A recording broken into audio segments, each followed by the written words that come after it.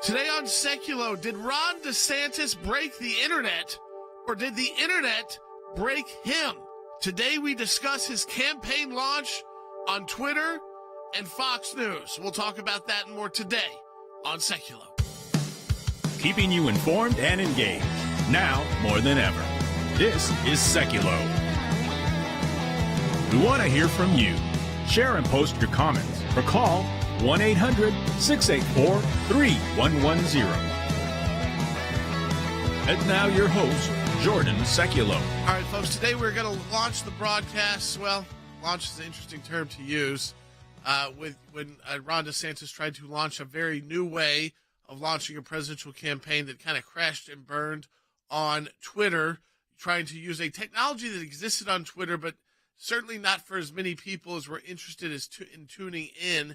And so we all were there. It was, I think it was 5 p.m. our time, Central Time, so pretty early.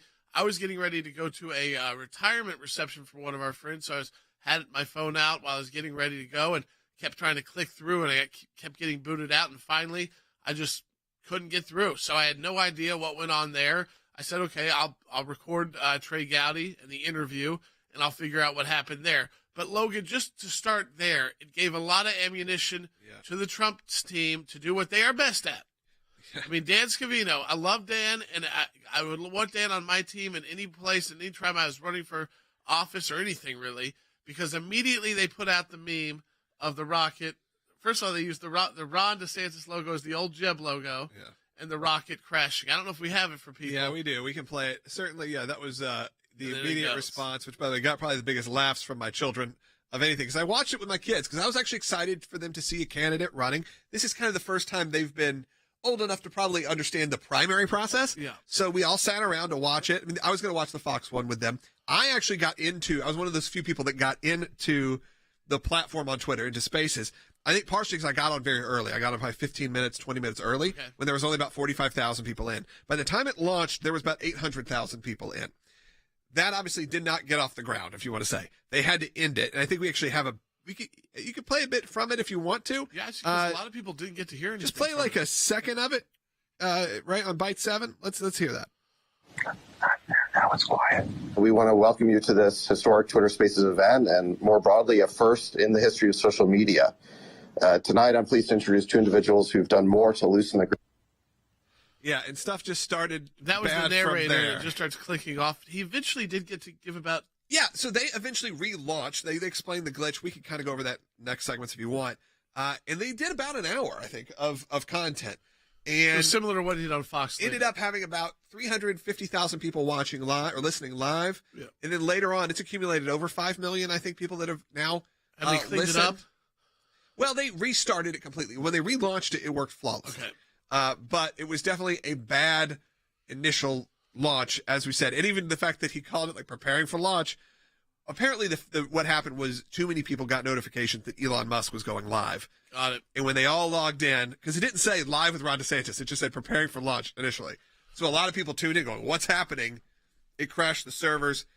You could say the excitement for DeSantis was this high that it crashed If I was his campaign, I would have gotten out ahead of that Trump meme and said, yeah, you wish you wish you could write a meme like this. You wish you didn't have to write a meme like this because we just broke Twitter. Yeah, we broke one of the biggest social media platforms in the country because people are so excited about our guy. Instead, they kind of halfway did that. Yeah, they kind of let other people do it. The Team DeSantis I think maybe account because they were concerned about attacking Elon Musk too much, who said he would vote for DeSantis. That was interesting. Musk immediately came out and said, by the way, we're going to offer this to other candidates. The question is anyone going to trust that this system is going to work for them, or is it just going to make them look bad? I think the big takeaway was it was a failure to launch part one. Yeah. Then he had a second chance. We'll talk about that next. Yep. When he hit Fox News. We want to hear from you. Were you trying to click in on Twitter? Did you watch him on Fox News? What are your thoughts, your reactions? 1-800-684-3110. We're going to get into heavier news on the broadcast today, too, as well. We got Rick Grenell joining us. We got former Secretary of State Mike Pompeo. There's a lot going on in the world, but we wanted to spend at least this first half hour on the leading candidate to Donald Trump right now running the Republican primary, finally making, I guess the announcement was last night. And we kind of also have an idea of where his calendar is going. We'll get to that as well. Tonight, Florida Governor Ron DeSantis announcing his run for president in this new ad. We need the courage to lead and the strength to win. I'm Ron DeSantis, and I'm running for president to lead our great American comeback. But his new campaign also hitting a major technical snag, with so many listeners tuning in for an audio announcement on Twitter Spaces with billionaire Elon Musk that it appeared to crash the site. All right, sorry about that. We've got so many people here that I think we are kind of melting the servers. DeSantis' announcement kicks into motion a long-expected campaign, now facing significant challenges as the GOP field expands and rivals call him out as an imitation of Trump. The way he speaks, the way his hand gestures are, the fact that he's moved his policies, whether it's Ukraine and Russia to entitlement reform, he's done a total 180. All of it's copying Trump. A Trump ally called DeSantis' online launch out of touch. And CBS News polling shows DeSantis trailing Trump by more than 30 points. Tonight, new details about how a pro-DeSantis super PAC plans to do it. A staggering $200 million operating budget that includes hiring more than 2,600 field organizers by Labor Day. But DeSantis still trails Trump by more than 25 points in many polls. Now, in the state both men call home, a scramble for GOP primary voters. We met Trump supporter Monique Pope, an attorney and mother of two. I believe President Trump is the man that can bring us across the finish line. While DeSantis backer Robert Salvador told us he moved his construction software business from Illinois to Florida. You know, we saw his leadership during COVID when everyone was yelling at him, across the country and around the world to shut down. We proved it could be done in Florida. We chose facts over fear when it wasn't popular. We chose education over indoctrination. And we've chosen law and order over rioting and disorder. If we can do it there, we can do it for the country. All right,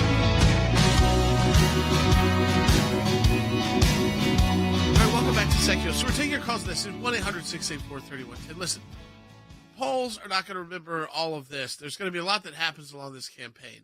You always want to get out of a campaign launch cleanly. That's how I always like to say it. It doesn't have to be the best launch ever. It doesn't have to be the greatest thing ever. I know that there's candidates I work for that did a whole scale of different launches. And by the way, some of those candidates that had great launches had very short campaigns. So it doesn't necessarily add up to how your campaign is going to do. But I will tell you that it is a first test of your campaign staff. It's not Ron DeSantis. It's the staff that he's built. And right now, if I was Ron DeSantis and his top leaders, unless some of those top leaders need to go, I would be clearing some house. Not everybody, but the people that were responsible for this who did not do their due diligence and have the right answers ready to go if this failed, because we were using new technology and the right way to spin it, knowing that the Trump campaign was going to go after them with the biggest punches they could throw. That's what they do. They are great at it.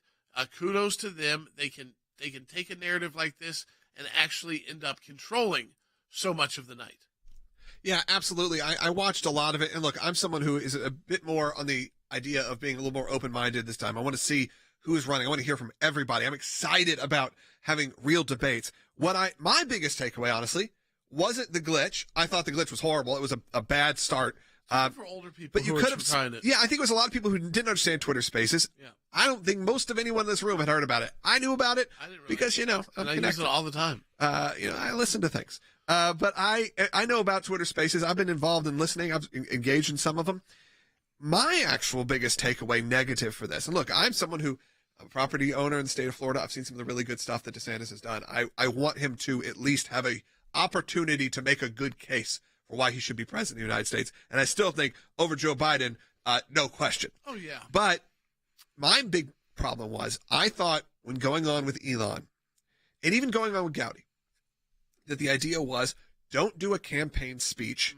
Go and have a real discussion, a conversation. Because me, the podcast listener, your mid-30s-year-old voter, that's how I get my content. They like being a little bit more. I'd like 3 hours, and I'd like 3 hours of in-depth conversation instead of a stump speech. My biggest problem with the night is that he set that up that way, saying we're going to have a conversation with someone who's not, with Elon, who is conservative, but is certainly not a Ron DeSantis typical, you think, conservative, not really big social conservative. This is what I want to hear from you. And it wasn't that. He gave a what felt like a very scripted speech. Almost like he was in question form. And then when he went on Gowdy, he repeated it almost word for word. It's interesting because I couldn't tune in on Yeah. Twitter Spaces, and you told me you did it word for word, and they were watching on Gad. I said, well, that was very robotic again. Yeah. That's not the kind of speech that would get a crowd what I going wanted. at a rally. So I want to hear from you on that, folks. 1-800-684-3110. Maybe you didn't catch him during Twitter Spaces. Maybe that didn't impact you at all because you weren't even going to try to use it. But what happened when you watched him on Fox News? Do we have that sound? Yeah, Where the first question was very long answer. We can find that. We actually have pretty much the same, though, that actually is from the Twitter Spaces. So we can play so both. we can probably play both. So let's start, though, with here's how he opened up. And you can kind of tell. This is from Twitter Spaces. Yeah, so again, the sound First time I quality got is to a little hear it. weird. Let's hear it. Well, I am running for president of the United States to lead our great American comeback. Look, we know our country's going in the wrong direction. We see it with our eyes and we feel it in our bones. Our southern borders collapse. Drugs are pouring into the country. Our cities are being hollowed out by spiking crime. The federal government's making it harder for the average family to make ends meet and to attain and maintain a middle-class lifestyle. And our president, well, he lacks vigor, flounders in the face of our nation's challenges, and he takes his cues from the woke mob. I don't think it has to be this way. American decline is not inevitable. It is a choice. Yeah, so that's just the beginning of his statement. Again, not bad if that was at his speech. I felt it to be odd being this kind of supposed to be almost more like the town hall situation, more of a conversation of engaging people in a different way. So in that sense, I was a bit disappointed. I told you I was disappointed because I like Ron DeSantis and I like a good You want to campaign. see a primary battle. The Republican side. I do. And oftentimes that's good for Trump, too, if you're a Trump supporter, because it toughens him up. Yeah. It focuses him on taking down a real worthwhile opponent that can give him a run for it instead of just kind of waltzing on through and not tightening up your message. And that's more not so much for his campaign staff, who's great at doing what they do. That's more for him to kind of put him in the right mindset. And so far, this is not going to be putting him in the right mindset. Yeah, I mean, look, I'm probably one of the more people who would at least consider what's going on, and it disappointed me. And it's not that this is going to stop me from considering him as a candidate at all, because I can look beyond what was a glitch. I can really look beyond the glitch because I've been in that situation, not where that scale, but I've been where this show can't go live because sometimes tech just doesn't work how it's supposed to. I know I was on the show yesterday, though, saying this is very risky. It was risky, and it was risky in a different way than I was expecting. I wasn't expecting a technological risk. I was expecting it to be an awkward conversation very with risky Elon. because this is technology that had not been utilized, had been audio only in a world where we're not used to that that working No, it's as worked well fine. It anymore. has worked fine for months. For a very different purpose of what I learned. The guys have put together, here's sort of two things. Now, this is going to take about a minute, so if you're listening, know this. This is sort of a answer that he says on Twitter Spaces, followed by the answer from Trey Gowdy, and you can hear how it is incredibly prepared. Like he was going to say this on both regardless. Yeah, and I think we should play that and listen to it. Last week, the NAACP issued a travel advisory against your state, claiming that Florida is not a safe place for minorities to visit. What do you say to those who've been advised that somehow they aren't welcome in your state? Claiming that Florida is unsafe is a total farce. I mean, are you kidding me? You look at cities around this country, they are awash in crime. In Florida, our crime rate is at a 50-year low. If you look at the top 25 cities for crime in America, Florida does not have a single one amongst the top 25. And if you look at cities like Baltimore and Chicago, you got kids more likely to get shot than to receive a first-class education. Okay, so that was from Twitter Spaces. And here's the Fox. Actually, here's Fox 2 hours later. It's a typical political stunt. First of all, Florida's crime rate's at a 50-year low. Compare that to places like Chicago or Baltimore. I don't hear the NAACP talking about that. If you look at our education system, we have school choice. That's one of the reasons why our black students perform as high as just about any black students in the country. We're second and third in fourth grade math and reading, respectively, because parents have options. You go to Baltimore or Chicago, some of these kids are more likely to get shot than to actually have a high-quality education. I don't hear the NAACP talking about that.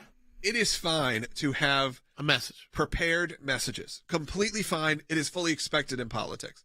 Don't sell me that you're going to have an hour or a half-hour long conversation and give me just pre-written, scripted, beat-for-beat answers. Not that I don't agree with him. The thing is, I agree with him in that message.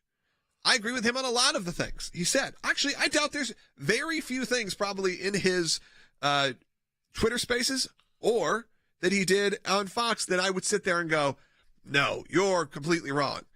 But me, the prospective voter, goes, I didn't like the formality in it.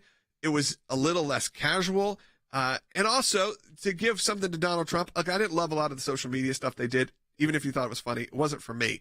But the difference is that, and look, you're not appealing to 10-year-olds, but in some ways you are when you start talking about everyone. When my son sat down and watched the Donald Trump town hall, he understood a lot more of what was being said and what was being communicated than he did with DeSantis, using very interesting language and words that maybe a large portion of the audience may have to go Google. Yeah, I mean, I think, we have people on Rumble say, well, Donald Trump repeats his answers verbatim. That is normal in politics, especially on tough questions and on gotcha questions and on policy questions where the press is going to try to push you to say something that you don't want to say so that they can then create a campaign ad for Democrats so you stay on message. That's different than when you get into a more long-winded discussion, not a campaign speech, not even just like the Caitlin Collins thing, which was adversarial. This was not supposed to be adversarial either on Twitter or on Fox News. Trey Gowdy is a friend of Ron DeSantis. They came up together in Congress, and so it was a friendly conversation. I mean, with a friendly host. It wasn't like Trey was going to go after him in any way, and yet he still felt like he could not get out of that mode, which there has been criticism of DeSantis, is that why are we not seeing a big rally? Is it that he doesn't perform well in those settings? But that's tough when you're up against the Donald Trump. They're going to roll out rallies coming up next week, and we only got a minute. And look, there's some good callers coming in. I want you to call, too, because I would love your thoughts. You got to have them. Yeah. There's thousands of you listening and watching. There's no right or wrong here. This is just opinion on the first day of a rollout of the second biggest Republican running for president right now. Yeah. Maybe the hottest one before Donald Trump ran back in. I mean, the fact that you thought about it beforehand, this is who we thought was potentially going to be the presumptive especially before the DA indicted Trump. Yeah. So give us a call. I'd love your thoughts. 1-800-684-3110. Like you said, they weren't going to spend the whole hour on this. We are going to catch up later on in the Sekulow Brothers podcast and really kind of break this down even more. But more from a media point of view and how this looks in your campaign experience, my media experience, and what that could look like moving forward. So give us a call right now, 1-800-684-3110. I'd love to take your calls in the next segment.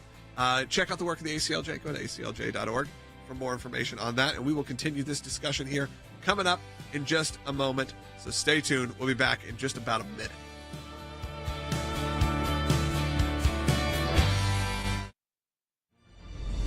The ACLJ has a 30-plus year history of fighting on behalf of you, our members, in support of life. What this case is all about are people speaking out. Abortion's murder. Religious liberty. A pastor stuck overseas since last year. A Turkish court has freed American pastor Andrew Brunson. Justice, personal freedom, and constitutional government. Our freedoms are under attack. Now, more than ever. We are not going back.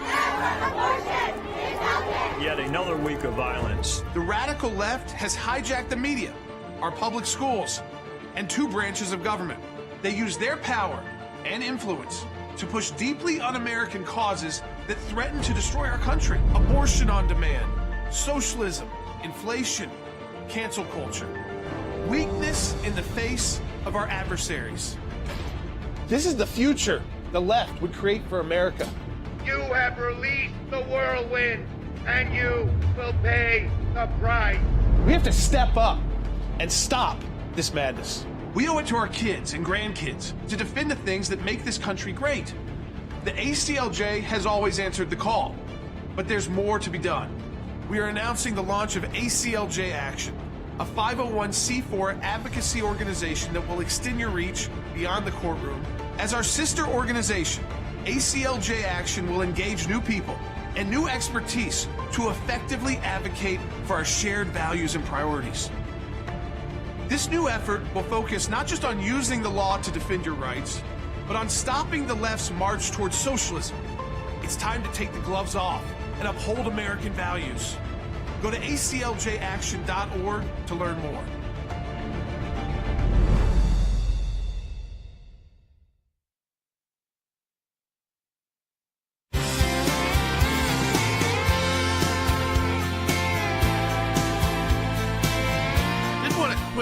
update. The machete-wielding New York City professor who, overturned the tables of those pro-life students from Students for Life, and we're in contact with their attorney now in case they need additional legal assistance. We're ready to help if they need the ACLJ, and our attorneys are in contact with them now, so I want you to know that.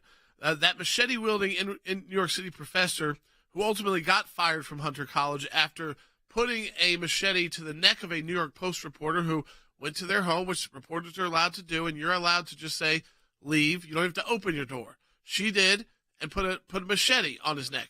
Then chased him down the streets in New York, in the Bronx, with a machete, which could have led to a horrific incident unfolding, not just for the reporter, because I don't know if she would ever actually struck him with a machete, but certainly if there were law enforcement around, you could see how that could have escalated very quickly and deadly. So she has now turned herself in, Logan, which is interesting. But while she turns herself in, she is claiming that she is the victim of the crime. So we're going to continue to follow this. As she was getting put in the cop car or being arrested, was winking at the camera and doing the whole thing. So there's some imagery of that as well. I'm a liberal activist. Yeah, like I'm your hero, which is probably what they're going to spin it as. Let's go ahead and start taking some phone calls, because I'd love to hear from you. And we have some guests coming on later, so let's get to them.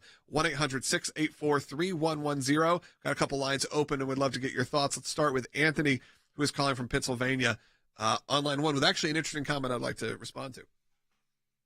Gentlemen, thanks for taking my call. Yes, I did not watch, nor did I plan to watch him on Twitter for three reasons. One, pretty much knew his positions on everything.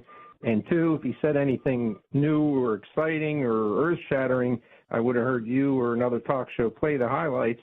And the third reason, I could just go to the internet the next day and print out the transcript of what he said, which is what I did with Tim Scott's speech, so I could read and actually, see what he really said. Yeah, Anthony, I think that's an interesting comment, and maybe I'll spin it a little differently than the printing out thought, but we live in a world of on demand. We live in a world where podcasting exists, where you don't have to, it's not always, there's not primetime television like there used to be. You can watch everything at your convenience. So, now what happened was, 1 million people were going to watch live, or more. Or listen live. And it didn't happen. But I do think there's that fact, too. People go, I know I hear it, and here's just the truth. If you've been following Governor Ron DeSantis, which I have for years now, as, again, a property owner in Florida, it directly affects me, there wasn't a whole lot of new. No. It was the talking points that you'd expect. So he wasn't wrong in that. The only difference was, instead of just talking about Florida, broadened it out to America, but he'd kind of been doing that for this shadow campaign. We could take what we did in Florida, do it national to the country. And I mean, that's going to be his message. Yeah, it's a good message. What's going to be interesting is the next set of numbers that I'm going to be looking for is what did Fox News do that night, last night? We'll probably have those potentially by the time we podcast. Did they get a big pop, like a really significant pop by having him on? I think if it was a main host, so we now know, we'll get into it more with the Sekulow Brothers podcast. This was planned weeks ago, and it was planned for DeSantis to sit down with Tucker Carlson. So those numbers would have been substantially likely even higher, because you take Tucker's was around 3 million. You add in a presidential candidate announcing he's for office, you could add in a couple more million numbers. So there was a little difference there, but he stuck with it. Yeah, and here's just the truth. I think he knew he needed to stick with the Fox News viewer. At the end of the day, the truth is, though, if you look at just ratings, pure ratings, CNN town hall for Donald Trump, 3.3 million. Currently, the Twitter spaces for Ron DeSantis, about 3.3 million. A lot more in the commentary, but yeah, was it 3.1 right now? Oh, that was last night. So we can maybe find out what the updated number is. I'd like to get that.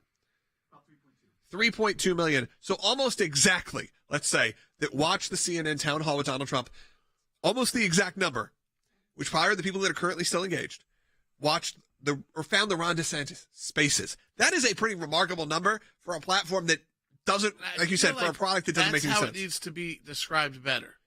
It may not have worked that immediately launched, but we live in an era where that doesn't have to work that way. And ultimately, over 3 million people tuned into that discussion. Yeah.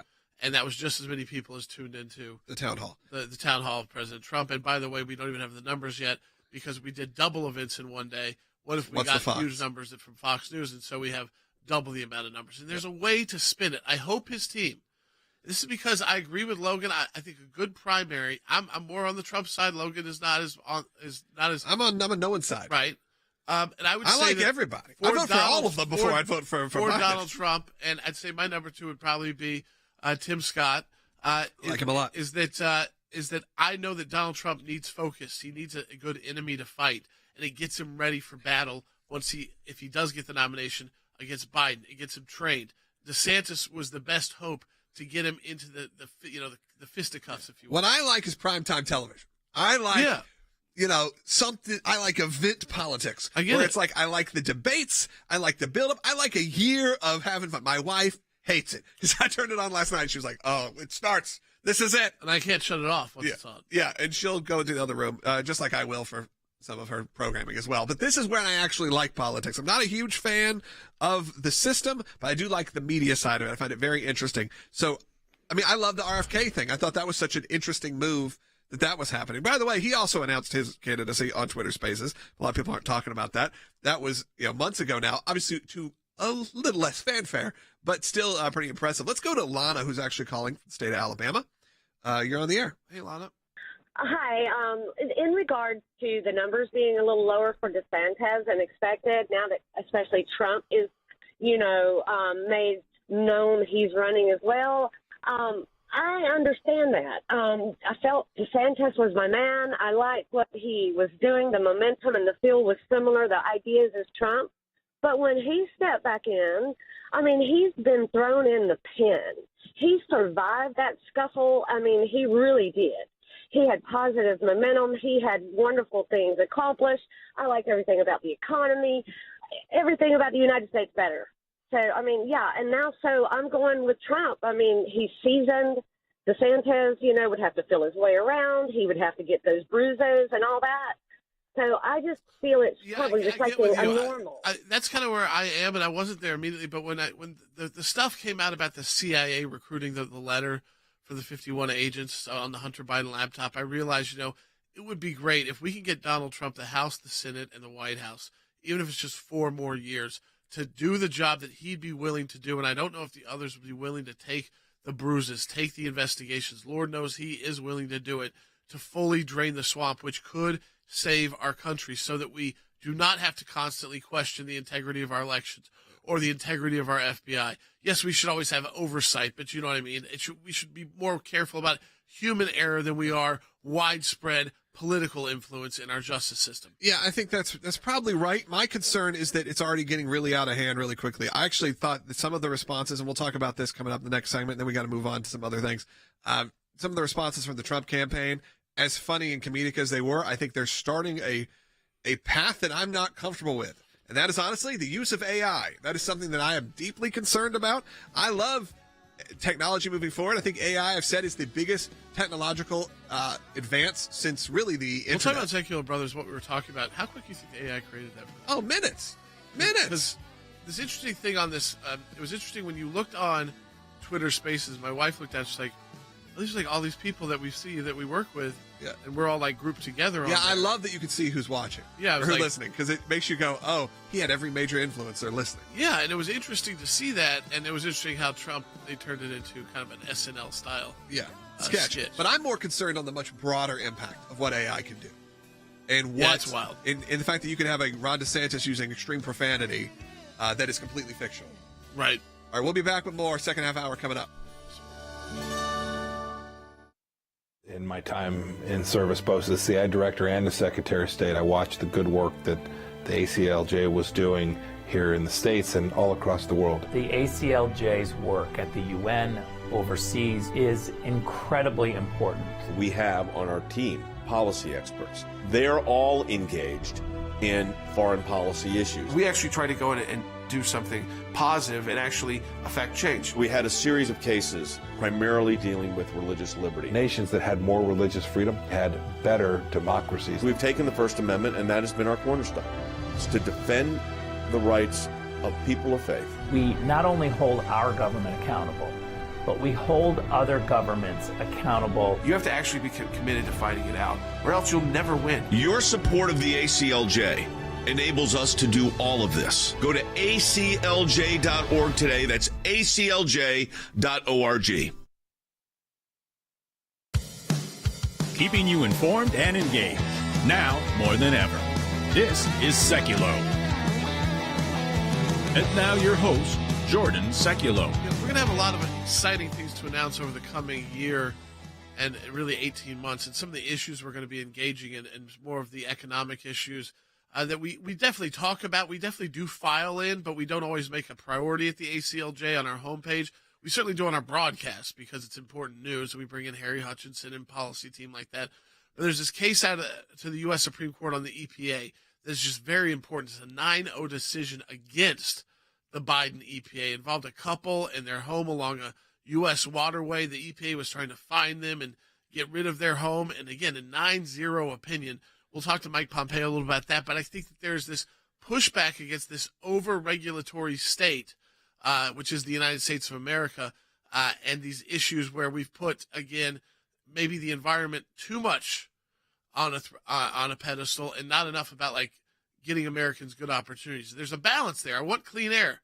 I want clean water. I do not want to breathe the air of Beijing after going there, or the air of Moscow after being there. So there is a balance, but you don't want to have the imbalance so bad that your economy is hurting so horribly because these agencies have unbelievable power to do whatever they want. The Supreme Court, I'm sure the left is very angry, but all 9 justices agreed that the EPA went too far. So that includes all the liberal justices as well. So we're going to talk about that with Mike Pompeo. So we'll get into some more substantive issues. But Logan, I know we got calls let's on take this. because We're going to get into this with Sekulow Brothers too. Yeah. We got Rick Grenell coming up too. We got 2 big segments coming up with guests, so we're probably likely not going to get to as many phone calls as we usually would in the back half. That's why I was trying to take them early. So let's go to Justin in Georgia real quick. Justin, you're on the air. Hi, thanks for taking my call. Yeah, I just wanted to say real quick that I think that most people know, and DeSantis is a smart man, and he's going into this knowing that he doesn't stand a chance against Trump to become the nominee. So I think that he's probably doing this just to get his foot in the door and become, potentially Trump's nominee for VP. All right, let's stop you there. Here's the problem. Yeah. They both live in the state of Florida, and the Constitution bars that. Yeah. So one of them would have to move, and I don't know if you could even move now. I don't know exactly when you'd have to move by since you've now launched your campaign. Yeah, Justin, I appreciate your call. And our second point I would say is there ain't no way Donald Trump would pick Ron DeSantis. Not happening. You will not have a Vice President Ron DeSantis. I don't think Ron would do it. Nope. I think it's a bad move for him, and I definitely don't think Trump would do it because you don't want anyone taking away from your momentum. I also think, though it's all politics and mudslinging, of course, everyone gets behind the conservative at the end, whoever it is. I don't think there's good blood there, and I also think it's just not going to happen. Simply, that won't happen. One of them will likely win, and when you say he doesn't stand a chance, I think that's being a little delusional as well. I think that there is still a long road ahead of us. And when I mean Ron DeSantis, I mean anyone. There's still a chance for anyone to take the lead, though Donald Trump has an insurmountable lead right now. We haven't had a debate. We haven't had anything yet. So give it a little time. A couple of people come up on our broadcast I think would make better fits, Mike Pompeo and Rick Grenell, because of the agency they've run. Yeah. Like, you let Trump be Trump, and then you bring in someone who's run the State Department, the CIA, or who's run the intelligence, the entire intelligence world, and you let them run the nuts and bolts of government. And I think that's how it works well in Trump. It took Trump a couple of years to get there. He can't make that mistake again if he does get the White House back. We want to be able to hit the ground running with good people. We're going to talk to 2 of them because they're part of the ACLJ team right when we get back from this next break. Yeah, unfortunately, Roger, we're just going to tell Roger, I know you've been on hold for like 9 minutes. We're unfortunately not going to be able to get to your call probably today because we have a packed second and third, or second half of this broadcast coming up. So unfortunately, Roger, we're not going to get to you. But I do want to say thank you to everyone who called in. We have a lot of people on a lot of different sides discussing this. So it's actually pretty fun. Awesome. If you're not on our Rumble channel, I encourage you to do that because right now there's like 3,000 people watching this live on Rumble. There's thousands on other platforms as well, but the discussion is probably the most fun over on Rumble because you have people who are, a lot of them are like-minded, but when something like this happens, they have a lot of different thoughts. So you can be a part of that as well. So make sure you're following our channel on We hit Rumble. that 200,000 number on follows, so let's just start working our way to 300,000. Follow on Rumble. You just click that button there or wherever you are, on YouTube, on Facebook. So you make sure you get the notifications when we're on live, which is daily, noon to 1 Eastern time. But we also, in these election years, oftentimes go live during and throughout the day because of breaking news and items like that. So, again, make sure you do that. We'll be right back on Sekulow with Mike Pompeo. Listen, I'll admit it, folks. I don't make always the best food choices. I've been trying lately. Maybe you've seen my body kind of change in front of your own eyes. And the CDC says I should eat 6 cups of fruits and veggies a day. Let me tell you something. There's zero chance Jordan Sekulow is eating 6 cups of fruits and veggies a day with my kind of schedule. And it's not just like random 6 cups of fruits and veggies. It's very specific veggies and fruits that are good for you. And this is a lot to handle when you got kids at home and a full-time job and you're traveling, you're on the road. But according to a massive study, people who do eat healthy, that we live longer. It's not very shocking. You have less heart disease and diabetes, and you have less cancer. Yeah. So we want to get to that point. So let's tell you about our friends at Field of Greens. One, they support this show, which is awesome. A lot of organizations wouldn't do that, but they are taking a stand. They're saying we're going to put our money behind Sekulow, which is awesome. But unlike other fruit and veggie supplements, each specific fruit and vegetables in Field of Greens is medically selected to support specific functions. You just take a couple scoops and you are good. You get your full servings, your daily servings, and it's easy. The biggest benefit they have is it works very fast. And if you're like me, you're going to feel healthier, have more energy, your skin's going to look better, your hair's going to look better, and in general, it's going to help you lose weight. But the biggest benefit, as I said, is they have a better health promise. Means you go to the doctor, and the doctor doesn't say, whatever you're doing, stick with it, keep it up. You can return it for a refund. But again, they support us here on Sekulow. So I'm going to ask you, if you're looking for one of these companies, look at Field of Greens. And there's an easy way to do it. Go to fieldofgreens.com, and I got you 15% off your first order. Plus another 10% when you subscribe for recurring orders. All you have to do is use the promo code J, J-A-Y. Write that down. J, and you're going to get that discount. Again, that's fieldofgreens.com, promo code J. We got a packed show coming up. Mike Pompeo's next on the air. We'll back on in 5 seconds.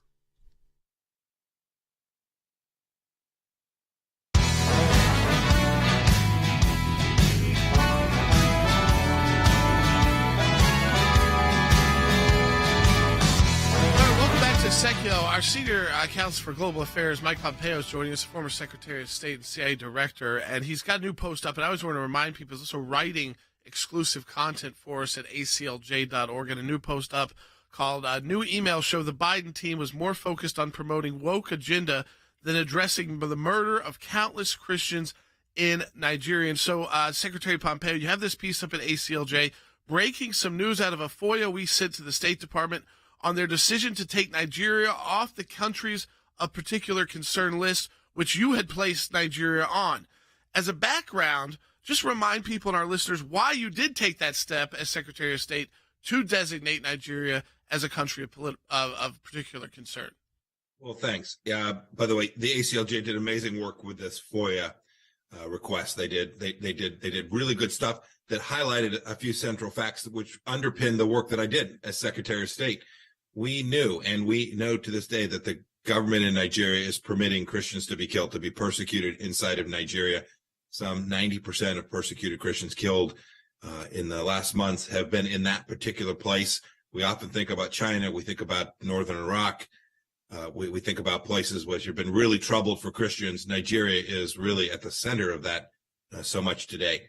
I can't figure out why the Biden administration walked away from them, other than I did see when I was Secretary of State, Jordan, the bureaucrats inside the State Department want to walk away from anything having to do with religion. They don't view that as central to freedom and human dignity. Instead, they focus on other things. They focus on gender and racial issues instead of what we know to be true, that to deliver security for America, religious freedom needs to be front and center. And one of the places that is most at risk today around the world is, in fact, in Nigeria. And you all did great work figuring that out. Look at countries that have robust religious liberty laws. There's not a ton of them, but when you look at the countries that do, those are the freest and fairest countries in the world, typically. I mean, Secretary Pompeo, I think that it's bizarre to me that even inside the State Department, they don't want to recognize just that bottom line truth that you have. That will lead to more freedom, more diversity, more opinion, different thoughts, a safer place to have those different opinions and thoughts, and just a kind of a better respect for the systems of law and government and society. But instead, trying to put those on the back burner, even though we know it's kind of the basis of all rights. If you've truly got religious liberty, you likely have freedom of speech. You likely have the freedom to organize. You likely have a whole host of freedoms that you might not have in your country because it might not have a constitution. but that you have those kind of rights respected. When the Biden administration took office, they removed Nigeria from the list immediately. And we took action at the ACLJ through that FOIA to find out why. And we're starting to receive documents which expose their shift in priorities. What sticks out from this batch of documents that we received? I hinted it in my opening comments, Jordan. Just their absolute utter failure to being able to talk about religious freedom around the world. They're happy to create social programs that try to get at diversity or equity or inclusion. In those emails, you start to see that. They're thinking about your money, U.S. taxpayer money, going to programs in Nigeria.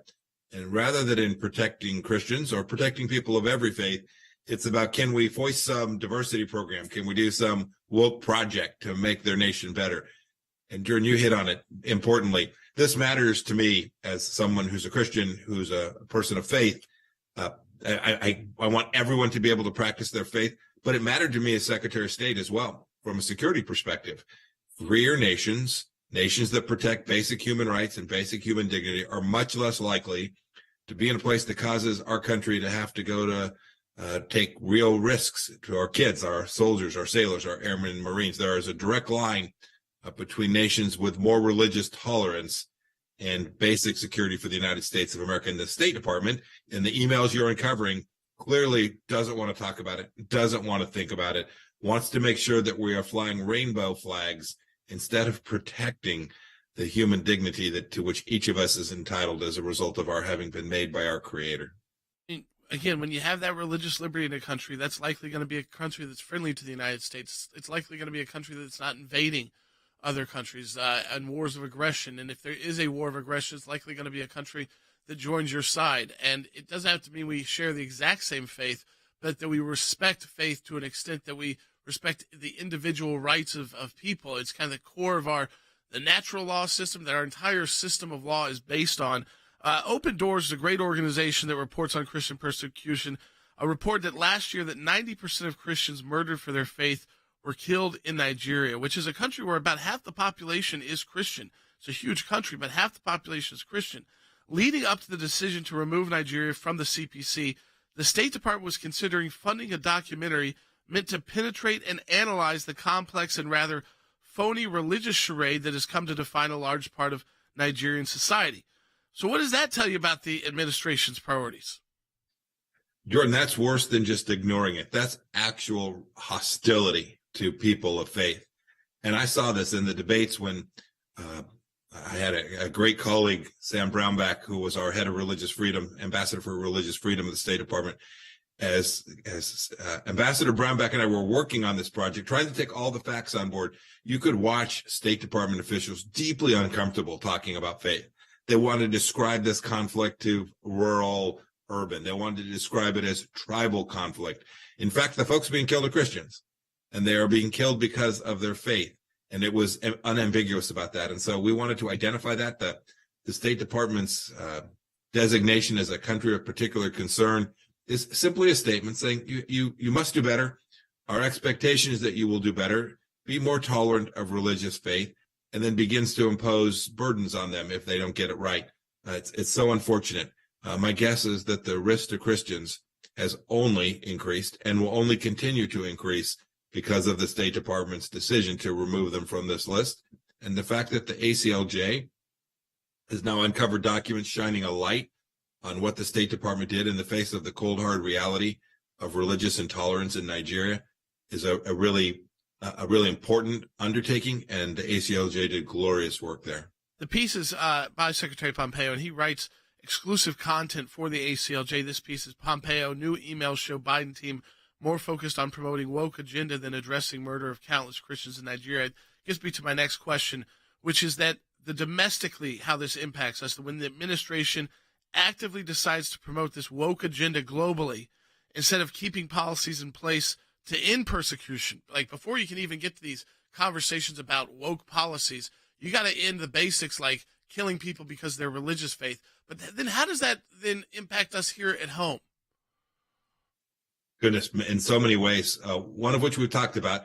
Other nations that are in a good place doing the thing right, say, if America can't get it right, if America can't be a force for good as it moves around the world, if instead It's trying to impose some American idea of diversity, equity, inclusion that the progressive left has tried to adopt in ways that are run deeply at odds with our American tradition, our founders' ideas.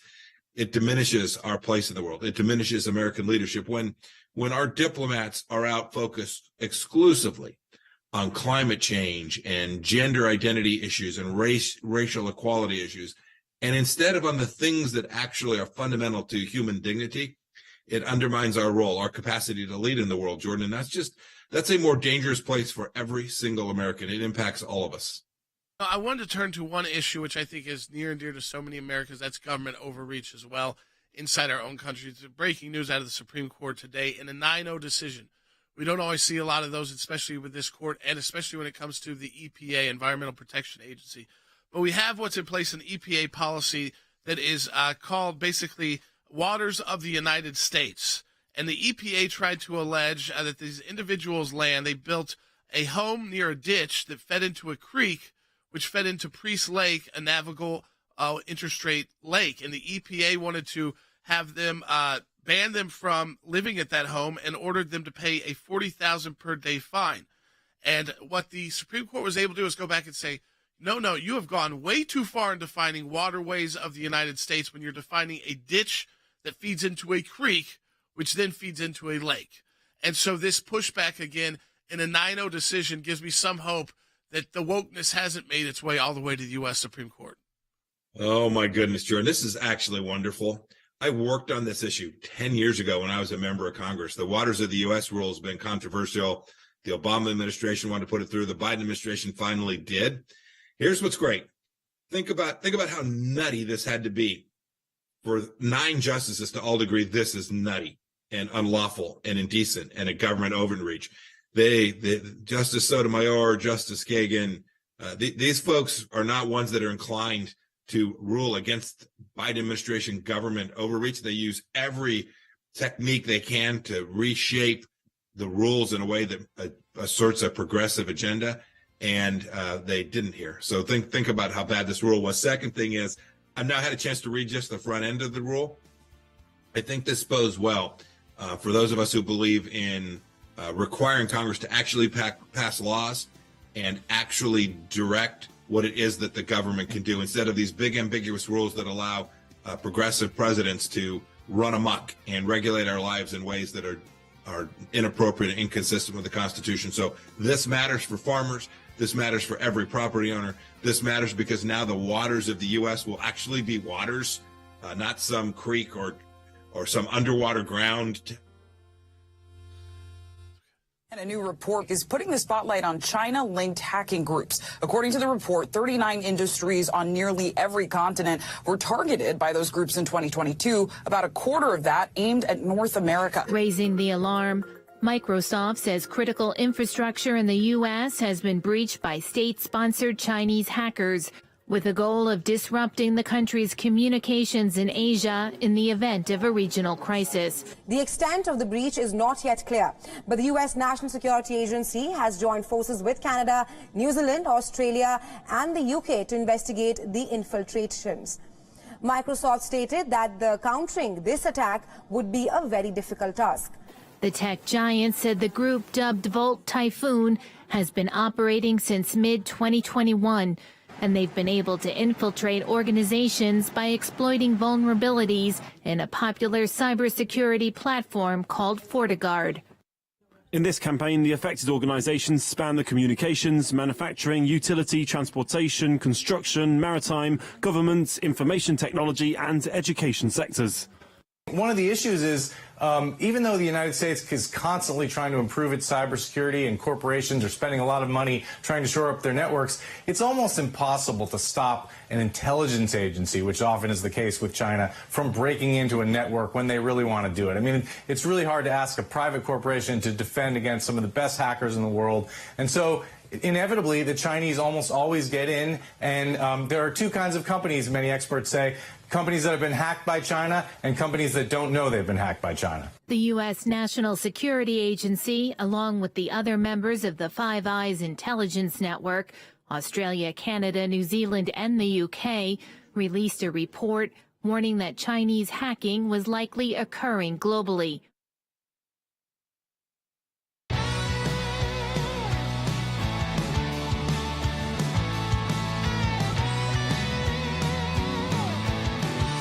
All right, welcome back to Sekulow. There's been a lot to talk about today. We've had the DeSantis multiple announcements, some crashes with those announcements. We're going to get into more of that on the Sekulow Brothers podcast. Logan, when does that go up today? That goes up. Yeah, it'll be up at 4:00 Eastern time. We post the new episodes of the Sekulow Brothers Get into podcast. more of the fun stuff around it, some of the memes that were created, some of the goofiness that came Yeah, we'll talk from about sort of just what the media. We might get the rating numbers by then, too. Maybe you may have overnight ratings for Fox. But yeah, that's at SekulowBrothers.com, or just if you're on Rumble, search for our channel. We're going to be broadcasting there again, 4:00 Eastern time. We do that a couple times a week. Rick Grenell, who's our senior advisor for foreign policy and national security, is joining us now, and he's joining us. He was in Albania earlier in the week. Now he is in Belgrade, Serbia. Rick, I know you told Logan some of it is, where in the world is Rick Grenell? Some of it you don't want to get too in the weeds, but to tell people a little about what you're doing in Belgrade, I know we've talked about on the air before.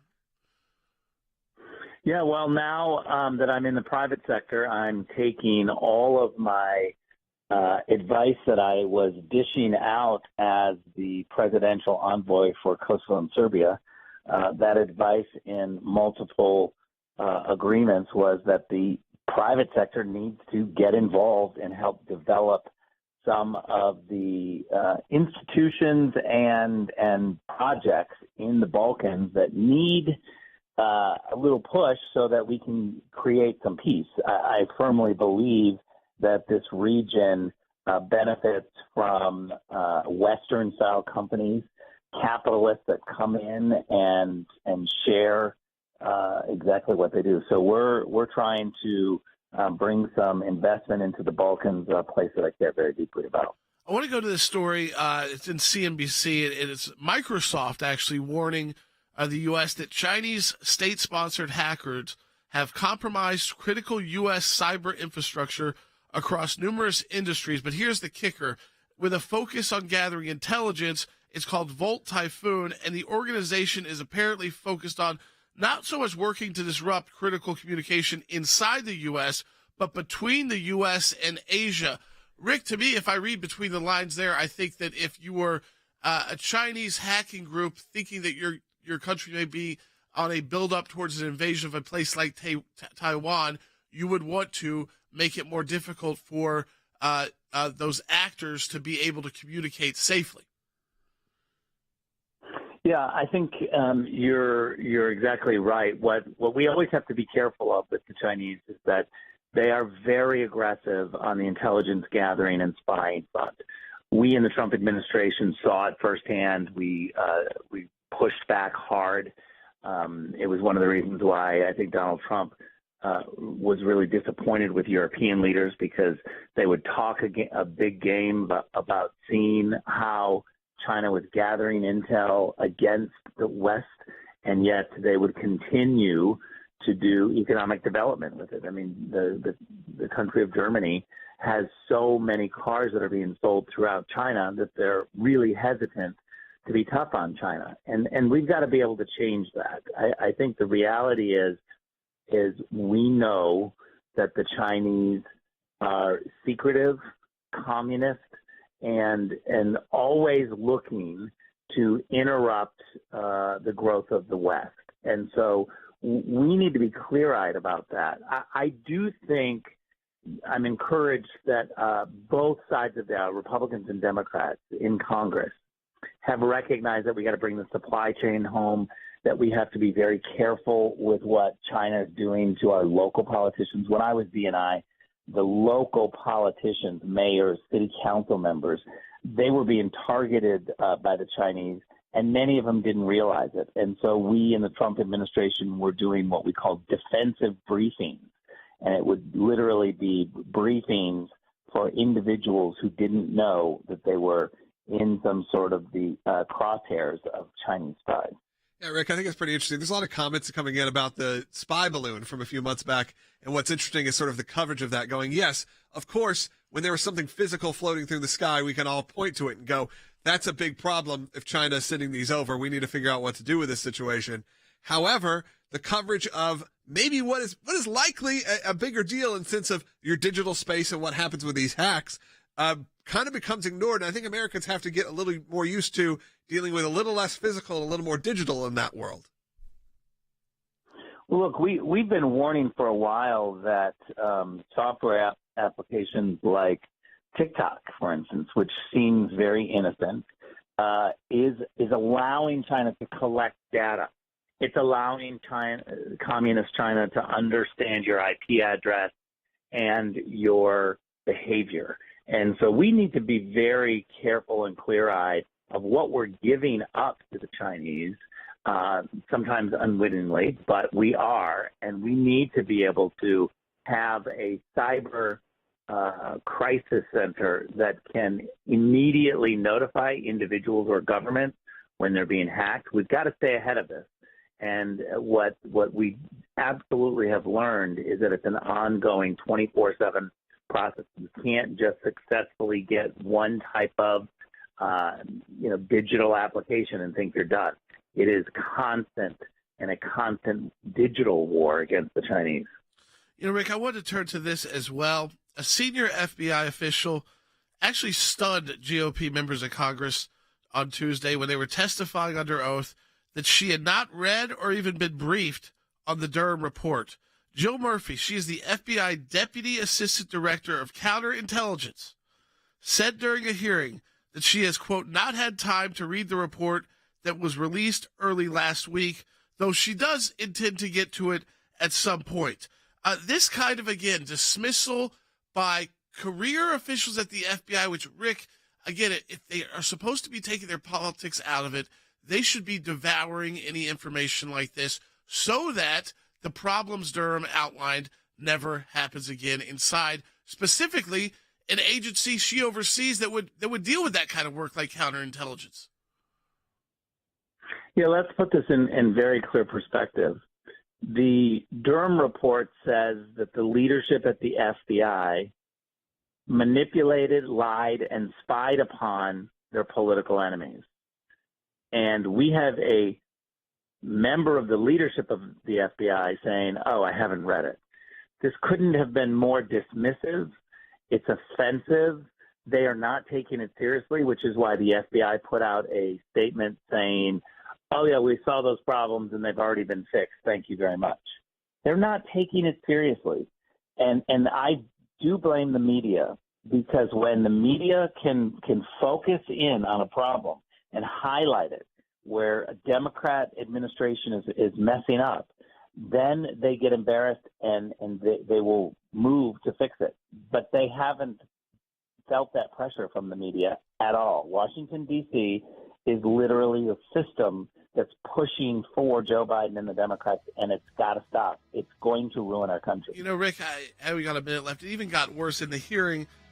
She actually said to a congressman, sir, if you'd like a brief on the Durham report from the FBI Counterintelligence Division, I'm happy to take that back. Like, if you want to hear from us on what we think of Durham, not what you read, but, take it from us, trust us, like anyone trusts them right now. That was her response, is we'll give you a briefing, members of Congress. Of course, a briefing on something she had not yet even read. As one of our people wrote in, Granny Gross on Rumble, she's too busy sweeping the FBI's dirt under the rug. I have a feeling there's a lot of people in the FBI doing that, probably digitally. Join us on Sekulow Brothers. We're going to dive deep into the DeSantis announcement, the bad, the good, the ugly, the strange, the bizarre, the memes. Support the work of the ACLJ. Donate today at aclj.org.